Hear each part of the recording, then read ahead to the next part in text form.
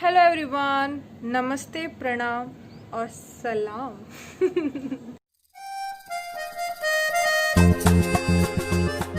लोगों को पता है कि मेरी एग्ज़ाम्स ख़त्म हो चुकी हैं और बहुत ही मन्नतों के बाद हमारी एग्ज़ाम्स हुई थी। फरवरी से मार्च, मार्च से अप्रैल, अप्रैल से करके नवंबर में हमारी फाइनली एग्ज़ाम्स हुई। मुझे तो तीन सब्जेक्ट के लिए एग्ज़ाम्स देनी थी। मैंने नवंबर में अपना एक ग्रुप निकाल लिया था और सेकंड ग्रुप में मेरा इसका में एग्जामिशन था। तो मुझे 3 पेपर देने थे, costing and DDIDT of course. तो तीनों पेपर काफ़ी लेंदी और काफ़ी ट्रिकी थे। 3 घंटे में हो जाना तो पॉसिबल डेफिनेटली नहीं था, 4 घंटे तो रिक्वायर्ड थे ही। मुझे ऐसा लगता है कि ओल्ड सिलेबस में ये लोग थोड़ा टफ पेपर निकालते हैं, मे बी कि हम लोग स्विच आउट कर लें कि जो भी हो। अब तो वैसे भी एक ही अटेम्प्ट बचा है ओल्ड सिलेबस वाले लोगों के लिए। मैंने सोचा था कि कुछ कोरोना का इश्यूज एंड ऑल, बट इस बार काफ़ी अच्छी गाइडलाइंस फॉलो की थी। मेरा जो सेंटर था वो था amicus, I hope I am pronouncing it correctly, amicus international school, जो कि मेरे रेसिडेंस से 16 किलोमीटर दूर था। तो मैंने क्या किया था, आप लोगों को भी ये करना चाहिए कि आप लोगों को पहले सेंटर जाके देखना चाहिए कि वो एग्जैक्टली कहाँ पर आया हुआ है। ठीक है, मैं तो हमेशा CPT से ऐसा करती हुई हूँ। तो मैंने जाके जब चेक किया तब वो सिग्मा इंस्टीट्यूट जो है उसके जस्ट अपोजिट में आया हुआ है। तो it takes around half an hour, हमको ढूंढते ढूंढते वहाँ पर जाने में मतलब हाफ एन आवर गए थे। ठीक है, तो फर्स्ट डे के दिन हम लोगों को वहाँ पर मिनिमम 1 o'clock तक पहुँच जाना था, ऐसा गाइडलाइंस में भी दिया हुआ था। बिकॉज वो लोग क्या करते हैं, पहले दिन सब चेक करते हैं, आपका टेम्परेचर एंड सब कुछ चेक करते हैं, टेम्परेचर और मास्क और सैनिटाइज़र तो आपको लेकर जाना ही है ऑफ कोर्स पूरे through out the exams. And और प्लस एक चीज़, एक इम्पॉर्टेंट बात जो हुई, जो मेरे लिए नई थी, वो ये थी कि हॉल टिकट के साथ साथ आप लोगों को एक ID कार्ड भी आपका लेके जाना है, एंड दैट इज़ मस्ट। क्योंकि है ना, वो लोग चेक करते हैं कि आप ही हैं, कि आप ही तो नहीं, आप ही हैं ना जो एग्ज़ाम देने आए हैं, कि आपने किसी और को भेज दिया है ना। तो और हाँ, ID कार्ड में आपका जो फ़ोटो है ना वो सेम मतलब दिखना चाहिए कि आप ही हो। मतलब वो लोग मास्क नीचे उतरवा के देख रहे थे कि दिखाइए आपकी शक्ल मिल रही है नहीं मिल रही है, तो मतलब वो फ़ोटो सेम होनी चाहिए। और मास्क जो है वो थ्रू आउट पूरे जो 3 घंटे हैं आपका नीचे यहाँ से यहाँ उतरना नहीं चाहिए। मेरा एक बार उतरा था तो मैम ने मुझे टोका था कि इसको ऊपर करो। तो देखा जाए तो ये हमारी सेफ्टी के लिए ये तो अच्छी चीज़ें थी। तो जिन लोगों ने ऑप्ट आउट किया है वो ठीक है, मतलब उन लोगों को 1 महीना जैसा एक्स्ट्रा मिल जाता है, 1.5 महीना। बट जो सेफ्टी गाइडलाइंस हैं वो बहुत ही अच्छे से थी और मतलब ओवर द एक्सपेक्टेशन, मतलब काफ़ी उन लोगों ने ध्यान दिया था। और जो अरेंजमेंट थी, सीटिंग अरेंजमेंट, वो बहुत प्रॉपर थी। बाथरूम तो बहुत ही ज़्यादा क्लीन थे, मतलब हर 5-5 मिनट में साफ़ कर रहे थे। और मतलब मुझे नहीं पता बाकी सेंटर्स का, लेकिन मेरा सेंटर तो बहुत ही अमेजिंग था। ये जो अटैम्प्ट था वो खास इसलिए था क्योंकि, खास तो मैं क्या ही बोलूँ, कुछ वियर्ड था।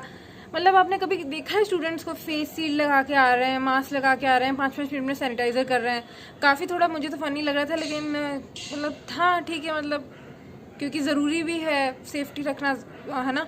तो कुछ कुछ लोग तो फेस शील्ड, मास्क और 2-2 मिनट में सैनिटाइज़र कर रहे थे, तो ऐसा सब था। Face shield is not necessary. अगर आप चाहते हैं कि हाँ मुझे पहन के जाना है तो आप पहन के जा सकते हैं, otherwise mask is important. Mask is necessary, आपको पहन कर ही जाना है और लगा कर ही रखना है थ्रू आउट द एग्ज़ाम्स। जो स्कूल बैग्स थे वो एक अलमारी की तरह प्रॉपर अलग डेस्क दिए हुए थे, आपको वहाँ पर ही रखना है अलग अलग, सो दैट बैग्स का टच ना हो। और जब एग्ज़ाम पेपर ख़त्म हो जाता था तब एक साथ सारे स्टूडेंट्स को नहीं भेज रहे थे, मतलब एक पूरी क्लास पहले जाएगी, देन उसके बाद थोड़ी देर के लिए रुकने के बाद फिर आपकी जाएंगी, सो दैट यू नो इकट्ठा ना हो, कोई भीड़ वहाँ पर इकट्ठा ना हो। यानी कि प्रॉपर, मुझे तो काफ़ी अच्छा अरेंजमेंट्स लगा। सारे टीचर्स ने ग्लव्स पहने हुए थे, मास्क पहना हुआ था, और सारे टीचर्स ने भी प्रॉपर सेफ्टी अरेंजमेंट्स रखे हुए थे। और या पेपर से रिलेटेड बात करूँ तो पहला जो मेरा पेपर था वो था costing,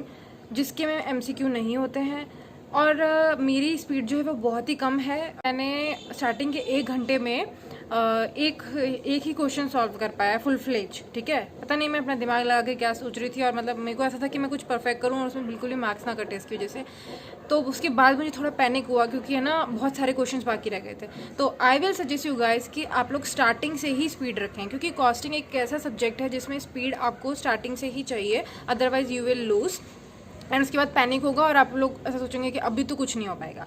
and then talking about DT में मेरे साथ एक बहुत बड़ा पंगा हुआ कि मैंने बताऊँ क्या किया, एक एमसीक्यू की जो अलग से शीट देते हैं उसमें आपको रोल नंबर और वो सब लिखना होता है ऊपर, है ना, कोड वो सब लिखना होता है, और नीचे जो एमसीक्यू दिए होते हैं ना उसमें पेंसिल से भरना होता है और ऊपर का जो पोर्शन होता है वो पेन से, ब्लैक पेन से भरना होता है।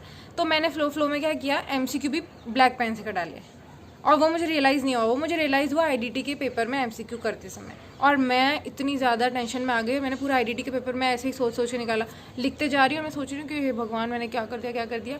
लेकिन मैं आपको बताना चाहती हूँ, अगर आपके साथ भी ऐसा हुआ है तो, कि this is not major issue. अगर आप लोगों ने कर दिया है ब्लैक पेन से तो भी वो मशीन कैप्चर करती है। Even if machine not capture करती है तो वो हाथ से भी उसको मतलब उसको कंसिडर करते हैं। सो आप उसको पैनिक मत कीजिए, इवन इफ़ अगर आपने ब्लैक पेन से कर लिया है, ठीक है ना। आईडीटी का पेपर ही एक ऐसा था जो मैं 100 मार्क्स का अटैम्प्ट कर पाई। बाकी के जो 2 पेपर थे उसमें कम से कम पहले पेपर में काफ़ी छूट गया बिकॉज वो पहला पेपर था, और सेकंड पेपर में मेरे कम से कम 15 मार्क्स जितना छूट गया। और आईडीटी में I have attempt 100 marks. Let's see अभी क्या होता है। 3 पेपर बचे हैं, भगवान जी पास करवा दो प्लीज़।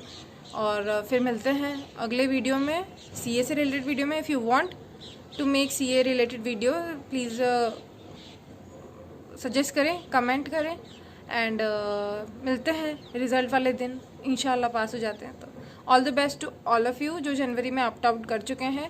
एज बहुत सारे बच्चों ने ऑप्ट आउट कर लिया था तो काफ़ी भीड़ नहीं थी ऐसे, तो मतलब 1 बेंच के बाद 1 बेंच में ऐसे मतलब ऑप्ट आउट हुए बच्चे एब्सेंट दिखाई दे रहे थे।